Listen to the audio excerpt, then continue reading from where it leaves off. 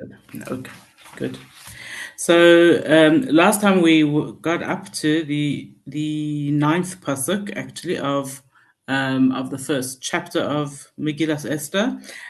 So just if you remember, Achashverosh is holding his very very fancy party.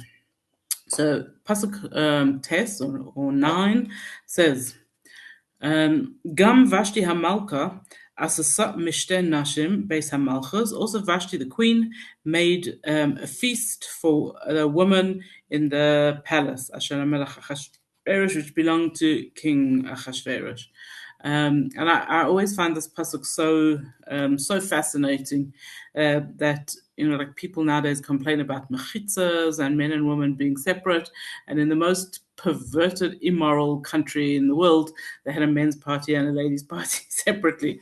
Vashti made her own party in the palace, but was her own party, and her party was equally fancy, equally luxurious, and she had the woman over there. Bayom Hashvi, on the seventh day, Katav Lev Hamelach Bayayin, when the king's heart was good from wine, in short, he was drunk. Amar, he said, Lemehumon Bizaso Harvaina Bigsa Va'avaksa, Zaisa V'charkas, to these Shivatas Sarisim, these seven ministers, Hamasharsim, Espnei Hamelach Achashverosh, who served him. So he's now talking to his seven ministers, and we could actually go into each one of them and where they came from, but we're not going to.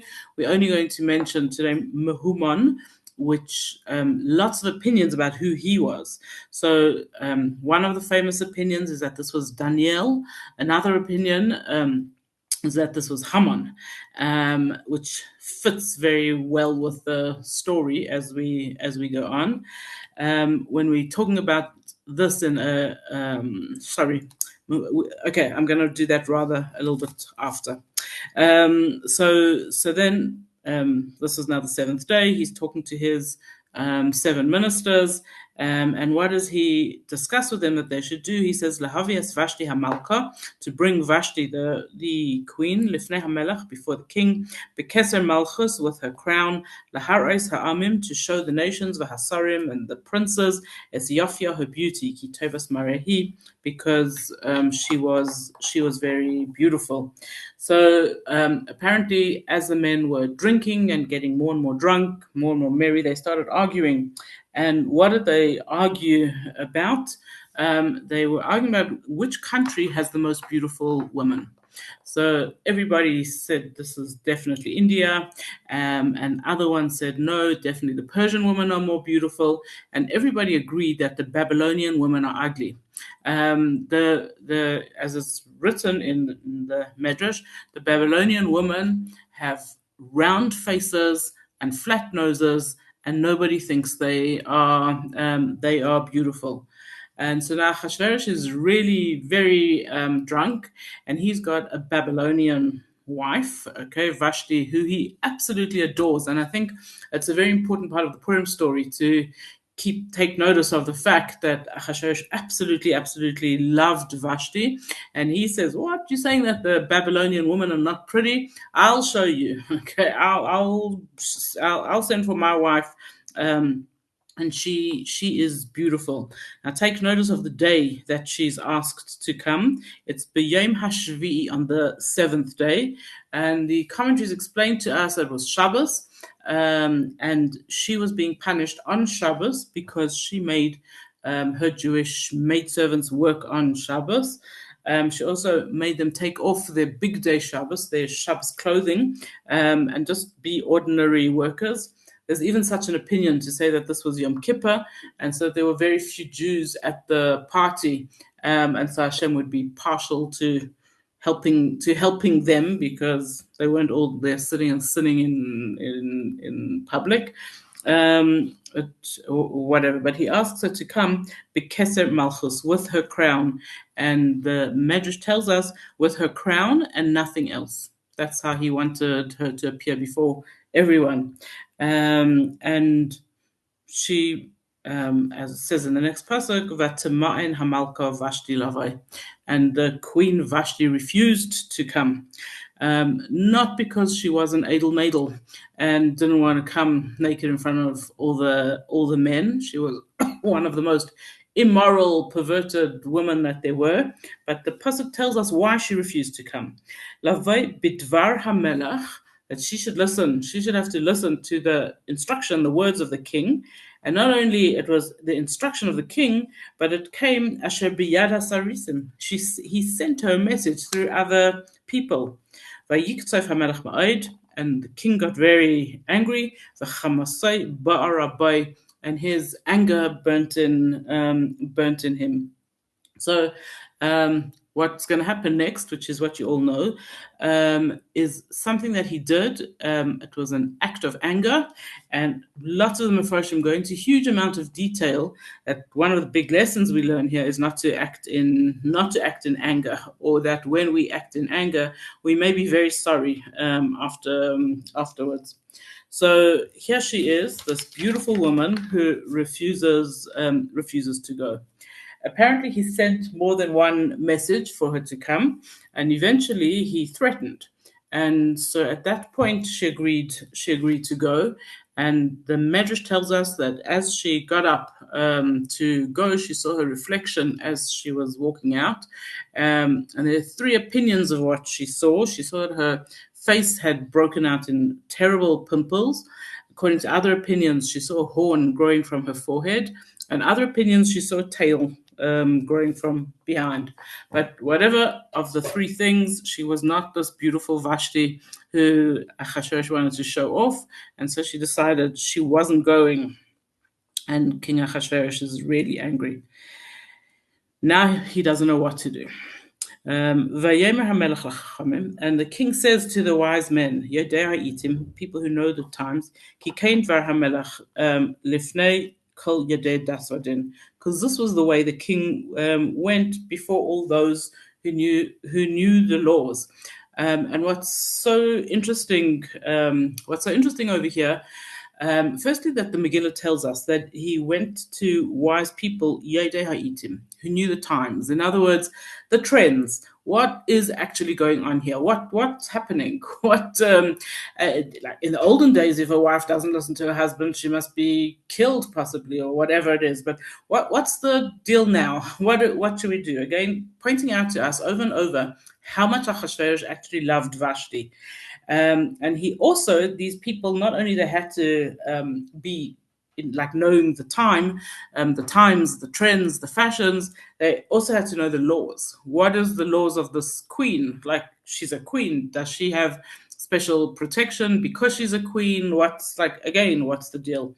And the commentaries point out to us this interesting fact that when it came to what to do about Vashti, who didn't listen to his instruction to come naked to a drunken party, he went to ask 7 ministers and chachamim and wise people and get everybody's opinion about what should happen to Vashti.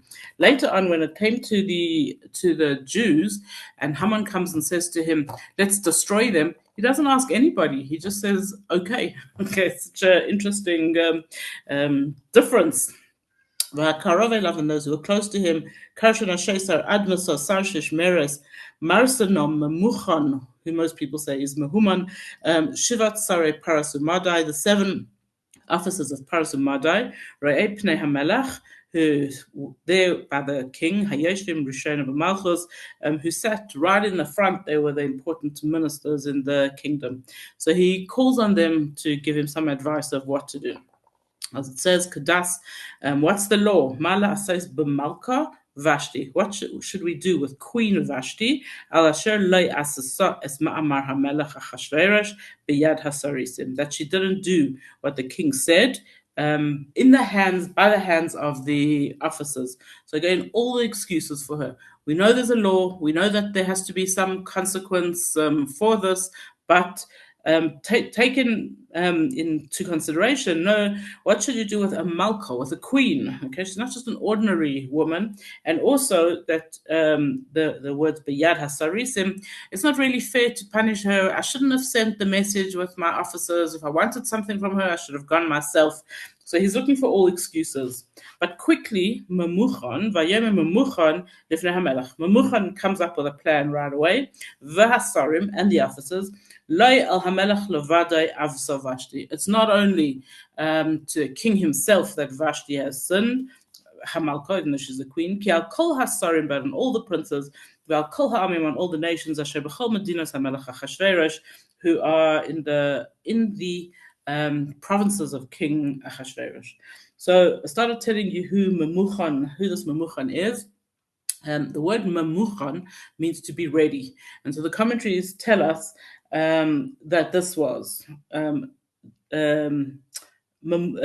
talking about Daniel, who was Memuchan. He was prepared to sacrifice himself and be eaten up by lions rather than like to do that for Hashem. But most other opinions don't quote that it's Daniel. Most say that it was Haman. Haman hated Vashti, and he now has a big faribel with her because she did not invite his wife and daughters to the party. So he's got a big faribel, and he's hoping that if she's removed, his one of his daughters will be able to take over from her. It also says Haman, every time Vashti used to pass him, for some reason she disliked him greatly, and it's written that she took off her slipper and she smacked him. So he found Vashti was very humiliated him all the time. He did not like her at all. And why is he called Memuchan and not Haman? Because Memuchan, he was ready for punishment.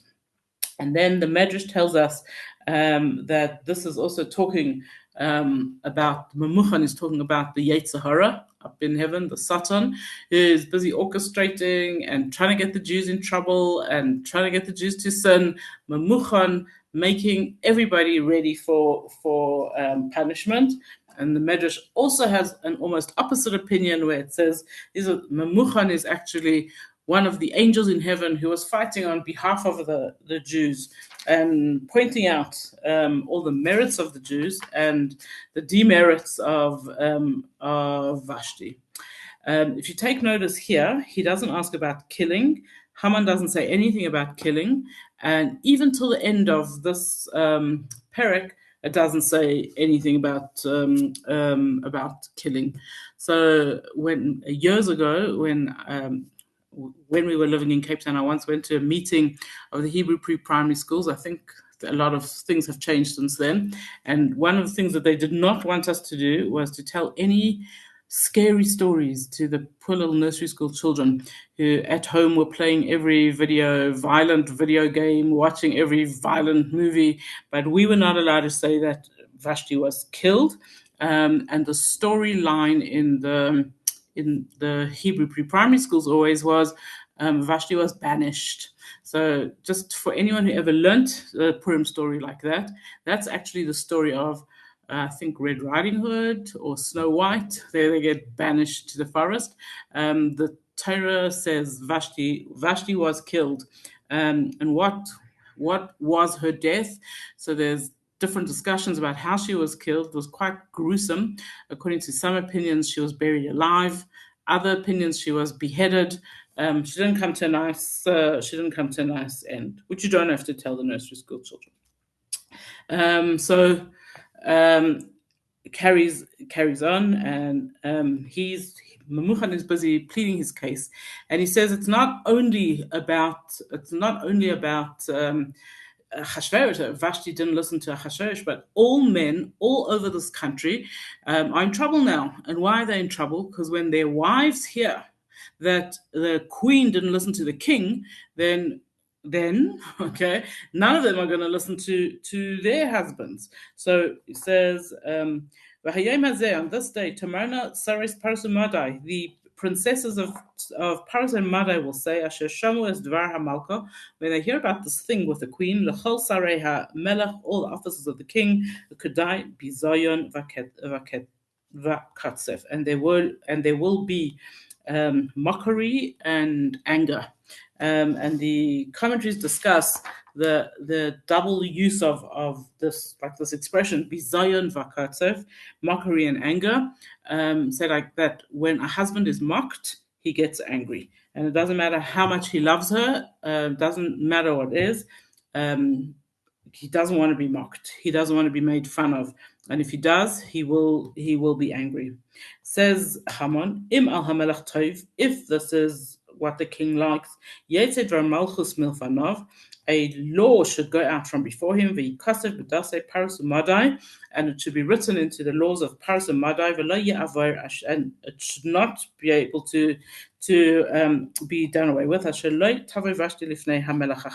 Vashti cannot come again before King Achashverosh. This is a very clever plan of his, because had Vashti been allowed, given the chance to come plead for herself, remember Achashverosh loved her, and the moment she would have come to plead for herself, she would have pleaded and been forgiven. So Haman's first clever thing is the law is going to be that Vashti can't come and plead for herself. That's it. And what else should happen to her?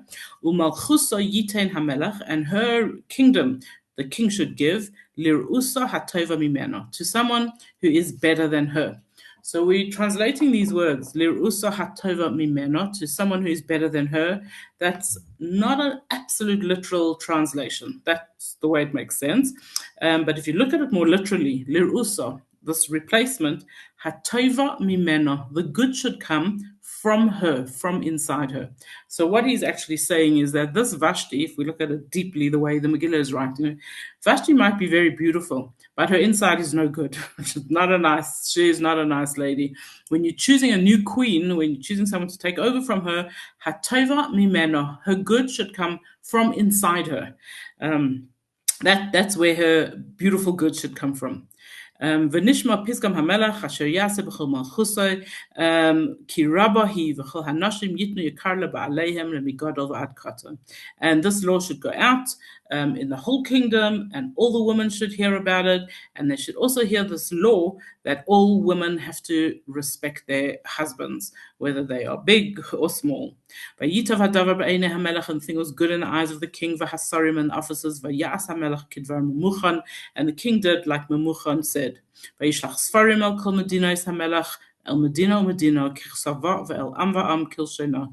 And so the king sent out scrolls which had this new law written in it, to every province in its handwriting, to every nation in its language, liyos kol ish seir b'veiseh, that every man must be the boss of his house, umedaber kilshen amai, and you have to speak in the language of his language.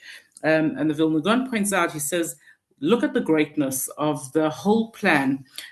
These were like really stupid letters. Can you imagine where every province all over the whole civilized world, suddenly writers come in and they've got this scrolls, this new law from the king. The king says every wife has to honor their husband and speak in their husband's language, and the husband has to be the boss. He was the laughing stock. Everybody was laughing about it.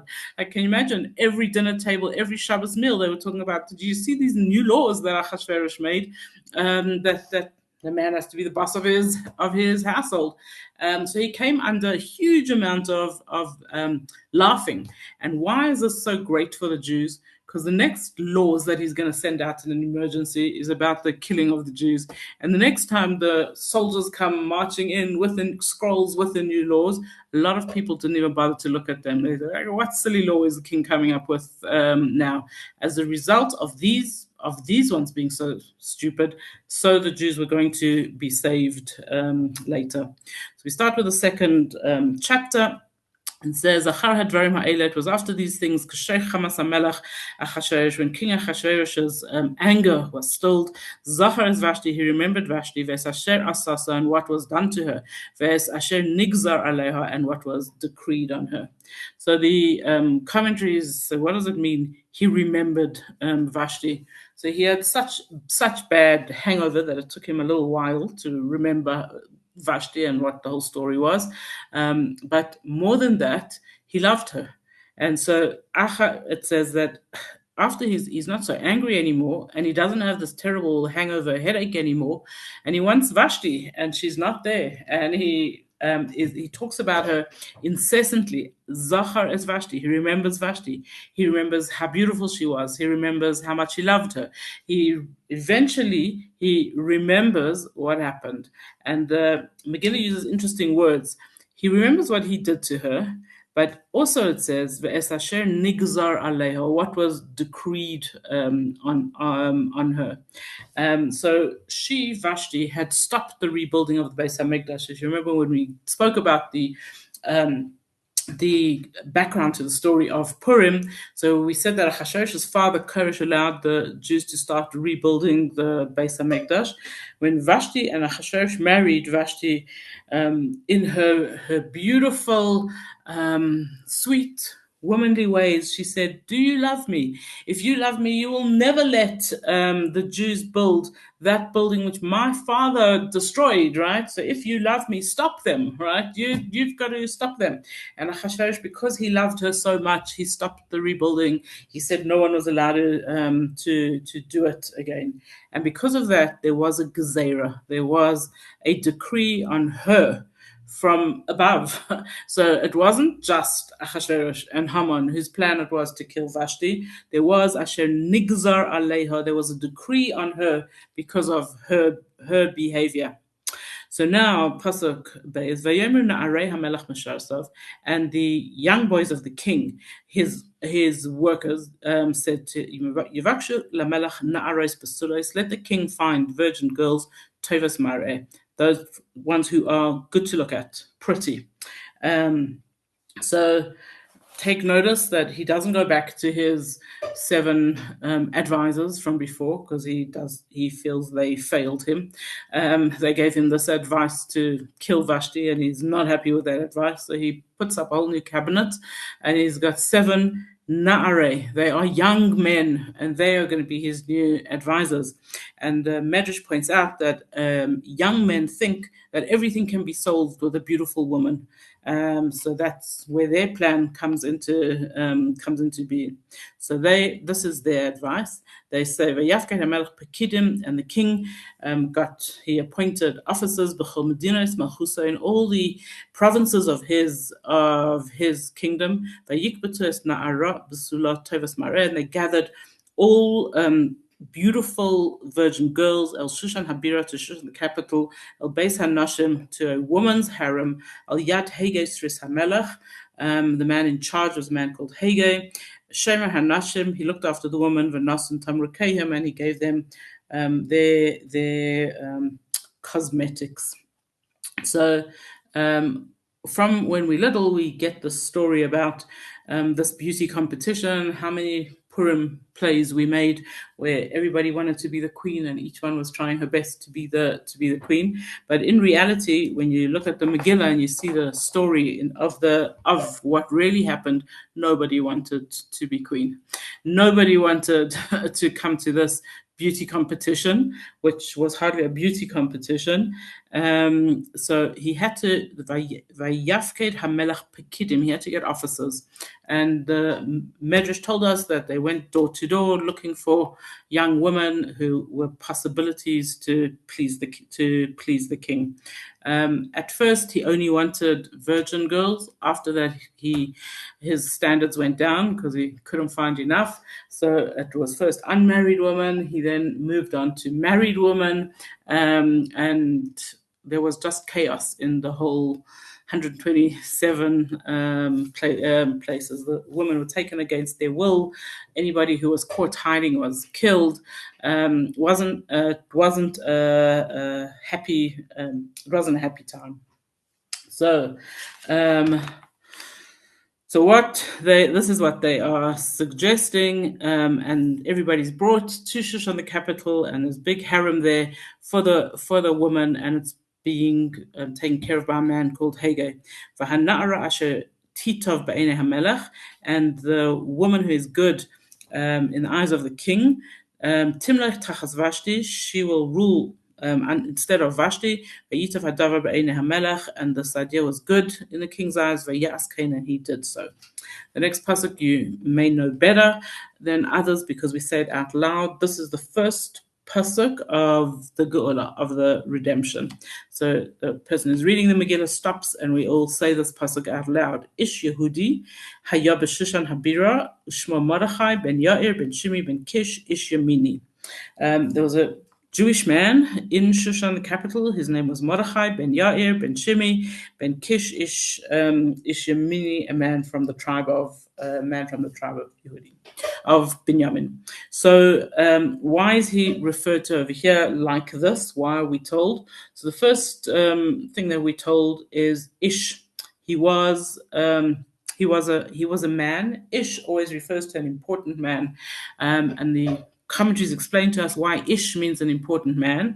It says every one of us has a fire in us. We all have a passion, a something, an Ish, Aleph and Shin.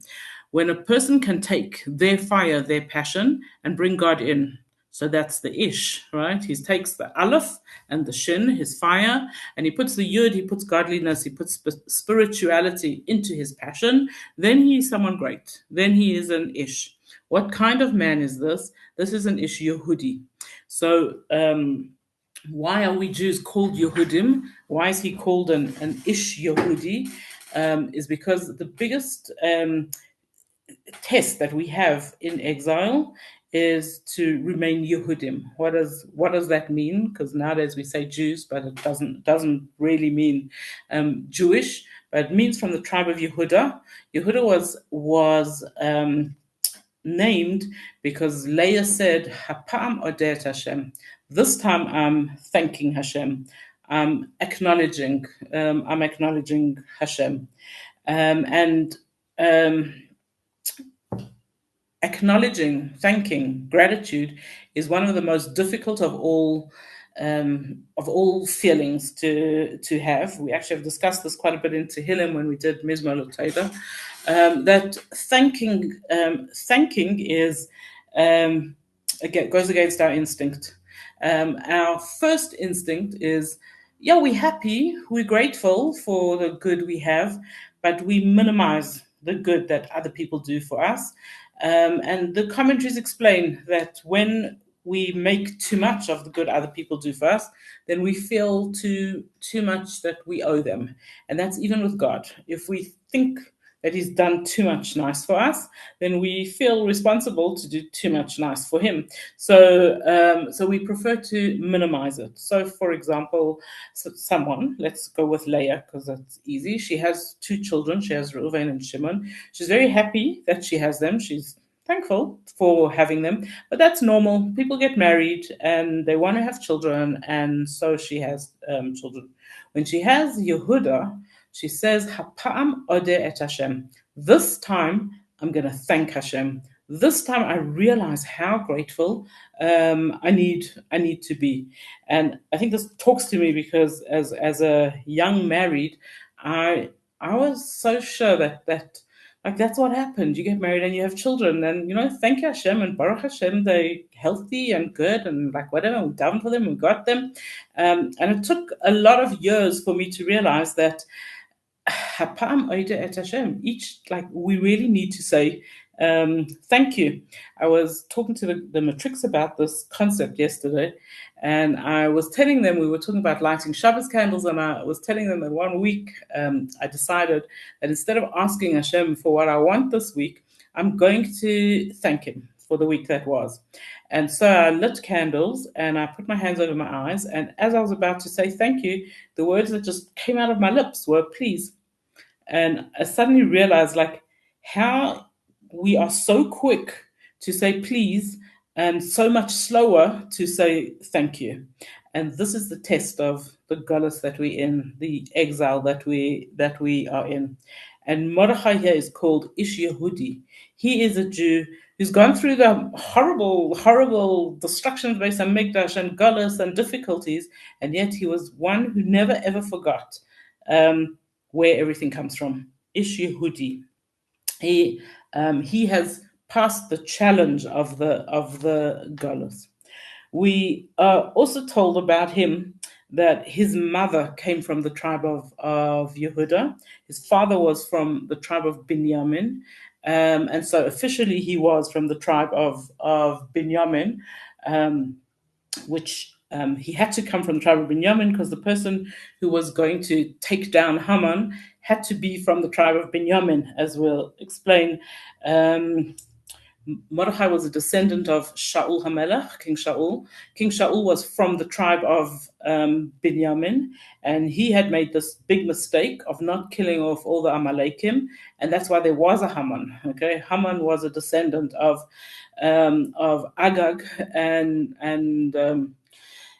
that's why there was a Haman. So somebody from Shaul's descendants had to be the one who would do tikkun, who would fix up for his ancestors' mistake. Mordechai was also a descendant of Shimi. So if you see in the end of this pasuk, it mentions his Yechaz one, like he was Ben Yair, Ben Shimi, Ben Kish, right? So he was a descendant of Shimi. And if you remember or ever heard the story of when David HaMelech came back from the war, Shimi cursed David. And from cursing the king, you are officially called a rebellious, okay, a morid b'malchus, and he deserved to die. And the reason that David HaMelech did not get rid of him and kill him is because he saw into the future that he would have a descendant called Mordechai, who would save the Jews. And so Shimi was pardoned, or he was forgiven.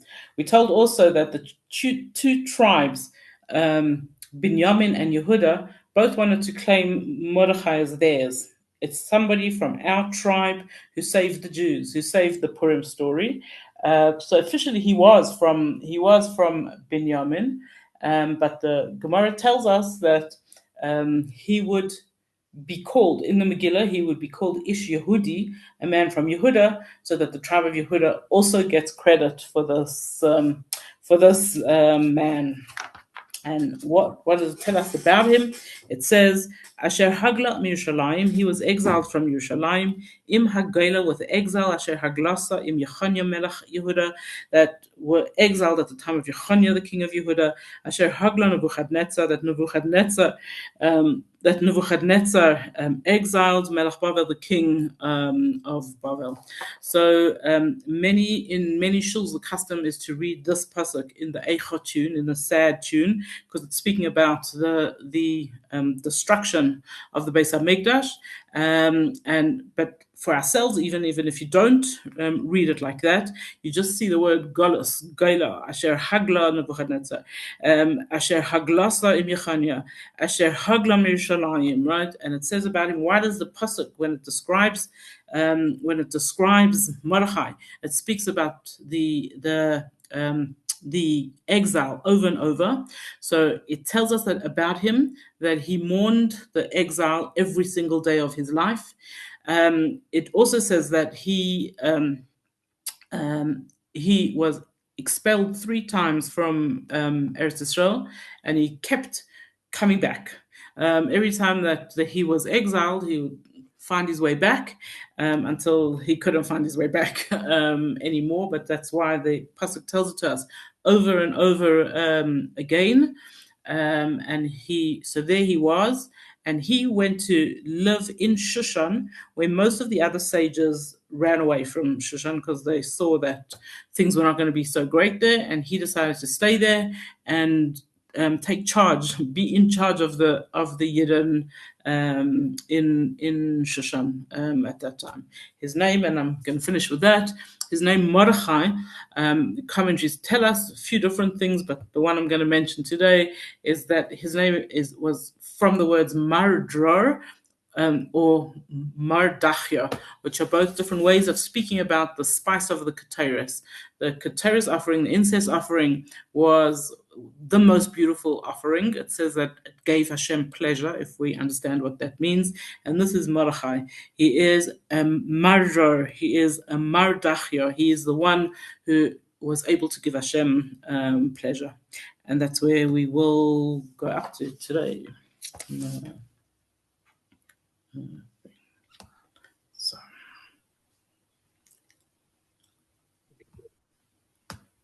Thank you, Ruski.